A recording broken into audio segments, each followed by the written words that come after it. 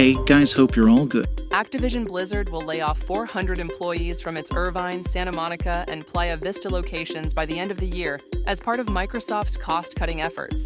The layoffs will include 140 employees in Irvine, 110 in Santa Monica, and 143 in Playa Vista.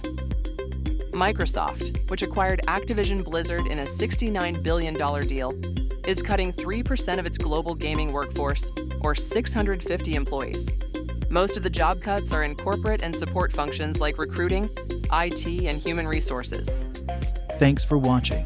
If you enjoyed this, hit that like button, subscribe for more content, and turn on notifications so you never miss a video.